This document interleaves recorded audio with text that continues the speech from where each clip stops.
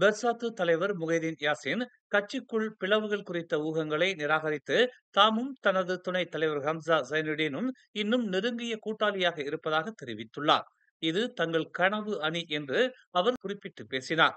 நீண்ட காலத்திற்கு தமக்கு வாய்ப்புகள் நன்றாக தெரிவதாகவும் அவர் கூறினார். எதிர்க்கட்சி தலைவர்களுடன் இணைந்து நடவடிக்கை எடுப்போம் என்றும் மலாய், சீன அல்லது இந்திய SME சங்கங்களை சந்திப்போம் என்றும் அவர் கூறினார். அது தங்களுக்கு ஒரு பிரச்சனை அல்ல என்று விளக்கினார். இப்போது தாங்கள் இன எல்லைகளை தாண்டிவிட்டோம் என்றும் அவர்களை சந்தித்து விவாதிக்க விரும்புவதாகவும் அவர் கூறினார். பாரிஸ்தான் தலைவர் அமாட் ஜாகித் ஹமீடி எழுத்துப்பூர்வ விளக்கம் கோரியதற்கு மஇகா பதிலளிக்க தயாராக இருப்பதாக அதன் தலைவர் தான்ஸ்ரீ விக்னேஸ்வரன் தெரிவித்துள்ளார். மஇகாவின் இளைஞர் பிரிவின் துணைத் தலைவர் கேசவன் பெர்சாத்து கட்சியின் வருடாந்திர கூட்டத்தில் கலந்து கொண்டார். முன்னதாக ஜாகித் இது பொருத்தமற்றது என்றும் அரசாங்க கூட்டணிக்கு வெளியே உள்ள ஒரு கட்சி ஏற்பாடு செய்யும் மாநாட்டில் தனிப்பட்ட முறையில் அல்லது அதிகாரப்பூர்வமாக இருந்தாலும் வரிசான் கட்சியின் எந்த பிரதிநிதியும் கலந்து கொள்ளக்கூடாது என்றும் கூறினார். மஇகா வாரிசானுக்கு எழுத்துப்பூர்வ விளக்கத்தை சமர்ப்பிக்க வேண்டும் என்றும் கட்சி விதிகளின் கீழ் எந்த ஒரு ஒழுங்கு நடவடிக்கையும் எடுப்பது மஇகாவின் தலைமையை பொறுத்தது என்றும் ஜாகித் கூறினார். இதனிடையே கேசவனுக்கு எதிராக எந்த ஒழுங்கு நடவடிக்கையும் எடுப்பது குறித்து கட்சி தற்போது விவாதிக்கவில்லை என்று விக்னேஸ்வரன் தெரிவித்தார்.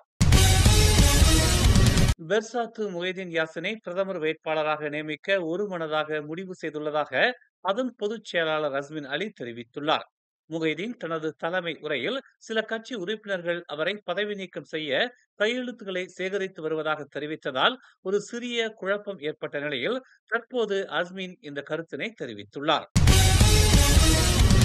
பெர்சாத்து துணைத் தலைவர் ஹம்சா ஜைனுடீன் கட்சியின் 8வது ஆண்டு பொதுக்கூட்டத்தில் தனது இறுதி உரையில் முகைதீனை குறை மதிப்பிற்கு உட்படுத்த முயன்றதாக கூறப்படும் கூற்றுகளை நிராகரித்தார்.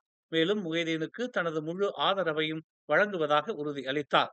நான் தலைவரின் முதன்மையான ஆதரவாளர், நான் அவரின் ஆள் என்று ஹம்சா கூறினார். வதந்திகள் அல்லது கட்சி தலைவர்களிடையே பிளவை ஏற்படுத்த முயற்சிப்பதன் மூலம் கட்சியினர் சளைக்க வேண்டாம் என்றும் பிரதிநிதிகளை அவர் வலியுறுத்தினார். தூண்டிவிட முயற்சிப்பவர்களின் பேச்சை கேட்காதீர்கள். இன்றைய பிரச்சனை என்னவென்றால் எதையும் அறியாதவர்கள் பலர் இருக்கிறார்கள். ஆனால் அவர்கள் தூண்டி விடுகிறார்கள். இது நமது கலாச்சாரம் அல்ல. நமது கலாச்சாரம் தலைவரின் கண்ணியத்தை நிலைநிறுத்துவது என்று அவர் கூறினார். அன்புள்ள தலைவரே, தயவு செய்து என்னை நம்புங்கள். நாங்கள் உங்களை நேசிக்கிறோம். நாங்கள் கட்சியை நேசிக்கிறோம். நான் நீக்கப்பட்டால் நான் வேறு எந்த கட்சிக்கு செல்ல முடியும்? இது எனது கடைசி விருந்து. நான் இந்த கட்சியுடன் இறந்து விடுவேன் என்று அவர் கூறினார். நான் ஒரு துரோகி அல்ல என்று சொல்ல விரும்புகிறேன். தலைவரின் தம்பியாகவும் அவரின் ஊழியராகவும் அவரின் அருகில் ஒரு நண்பராகவும் இருக்க விரும்புகிறேன் என்று நெகிழ்ச்சியாக அவர் தெரிவித்தார். மலேசியர்களிடையே நுரையீரல் நோய்க்கான முக்கிய காரணங்கள் புகைப்பிடித்தல், வேப்பிங், புகை காற்றை சுவாசித்தல், காற்று மாசுபாடு, பணியிட ரசாயனங்களுக்கு ஆளாகுதல், நுண்ணுயிர் தொற்றுகள் என்று சுகாதார அமைச்சர் டாக்டர் ஜுல்கிஃப்லி அமாட் தெரிவித்துள்ளார். நுரையீரல் பல்வேறு வகையான தாக்குதல்களுக்கு எளிதில் உள்ளாகும் ஒரு உறுப்பு என்று அவர் சுட்டிக்காட்டினார். நுரையீரல் புற்றுநோய், நுரையீரல் அடைப்பு நோய், ஆஸ்துமா, நிமோனியா, காசநோய், இன்ஃபுளுன்சா, COVID-19 போன்ற நாள்பட்ட நோய்கள் அதிகரிப்பதற்கு இது பங்களிப்பதாக அவர் கூறினார். நுரையீரல் மனித உடலில் மிகவும் பாதிப்படையும் ஓர் உறுப்பாகும். தொழில்சார் ஆபத்துகள், சுற்றுச்சூழல் ஆபத்துகளும் நுரையீரல் மீறலுக்கு பங்களிக்கின்றன என்று நேற்று உலக நுரையீரல் தினத்துடன் இணைந்து வாழ்க சிரிக்க நுரையீரல் பிரச்சாரத்தை தொடங்கிய பின்னர் செய்தியாளர்கள் மத்தியில் அவர் இதனை தெரிவித்தார்.